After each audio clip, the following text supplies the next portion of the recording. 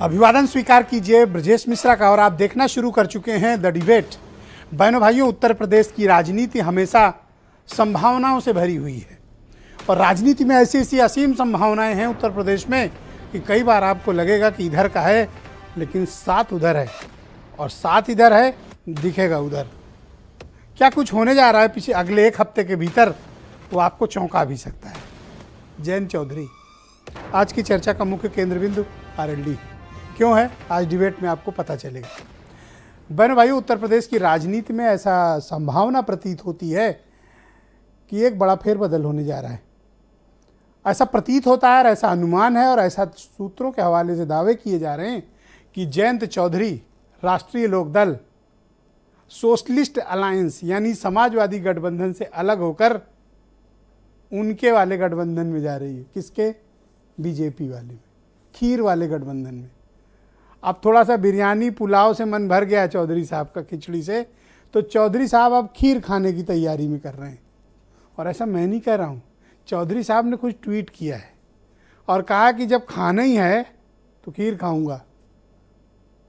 जिसको पुलाव बिरयानी खिचड़ी खानी हो वो खाए, अगर हमें खाना है चावल तो हम खीर खाएंगे। मतलब उनकी खीर लगभग तैयार है, अब मुहूर्त निकलना बाकी कि किस दिन खाएंगे। अब खाएंगे किस दिन? जिस दिन शपथ होगी। कहाँ? दिल्ली में। पश्चिम उत्तर प्रदेश में समाजवादी पार्टी का एक बड़ा अलायंस राष्ट्रीय लोकदल से लंबे समय से चला आ रहा है, लेकिन इस अलायंस पर अब खतरे के बादल हैं और समाजवादी पार्टी के अलायंस से आरएलडी लगभग अलग होने की तैयारी में है। अगर आरएलडी अलग होती है समाजवादी पार्टी से तो क्या होगा? What next? पश्चिम उत्तर प्रदेश की स्पेशली जाट बेल्ट में इसका अपोजिशन की पॉलिटिक्स में क्या प्रभाव पड़ेगा? बहन भाइयों, बड़ा प्रभाव पड़ेगा।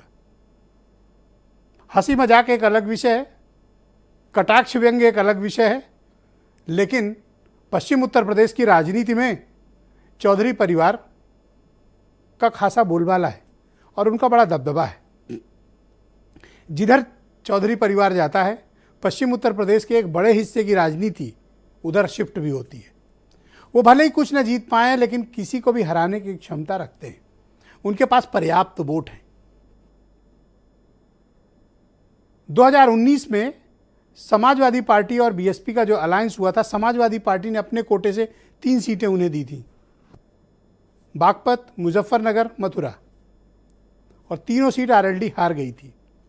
चौधरी साहब खुद मुजफ्फरनगर से संजीव बालियान से हार गए। लेकिन अजीत चौधरी के देहांत के बाद ये पहला जनरल इलेक्शंस लोकसभा का है जो खुद जयंत चौधरी फेस करने जा रहे हैं। किसके साथ लड़ेंगे? समाजवादी पार्टी के साथ संभावना बहुत क्षीण होती जा रही है। बीजेपी के साथ संभावनाएं बड़ी प्रबल हैं। पिछले कई दिनों से जयंत चौधरी मीडिया और अपनी पार्टी के नेताओं के लिए एक्सेसिबल नहीं है, लेकिन उनके नीचे की कतार के नेताओं के बयान आ रहे हैं। जैसे रामाशीष राय उत्तर प्रदेश में आरएलडी के अध्यक्ष हैं, उन्होंने कहा 12 सीटें चाहिए, सपा के साथ मिलकर लड़े थे, हमारी मान्यता तक चली गई और हमसे बिना पूछे टिकट बांटे थे और अब हमें चाहिए 12 सीटें। पिछली बार 3 सीटें मिली थी, इस बार 12 चाहिए, यानी अलायंस तोड़ने का मन पक्का बना चुके हैं। तो बीजेपी क्या दे सकती है? और स्पेशली जो पश्चिम की बेल्ट में किसानों में और जाट समुदाय में केंद्र की भारतीय जनता पार्टी की नीतियों को लेकर जो नाराजगी है, उस नाराजगी को कंट्रोल करने का एक असरदार माध्यम है जयंत चौधरी। जाट बिरादरी के बड़े नेता हैं और अगर उनको केंद्र सरकार में मिनिस्टर बनाया जाता है, वो बीजेपी के साथ आते हैं, तो पश्चिम के किसानों को, जाटों को शांत किया जा सकता है। हरियाणा के जाट भी शांत होंगे। राजस्थान में चुनाव है, वहाँ भी लाभ मिलेगा। क्यों? क्योंकि आरएलडी वहाँ भी चुनाव लड़ती है। यानी एक नेता को अगर बीजेपी अपने साथ लाती है तो 4 समस्याओं पर उसका समाधान। पहला, किसान आंदोलन कमजोर, बल्कि उसको सपोर्ट मिल जाएगा। दूसरा, पश्चिम उत्तर प्रदेश के जाट वोट, हरियाणा के जाट वोट, राजस्थान में फायदा।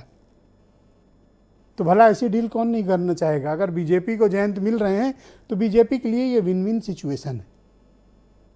लेकिन जयंत चौधरी बड़े गंभीर राजनीति के लिए जाने जाते रहे। उनके पास एंटी बीजेपी सेंटीमेंट्स के वोट हैं।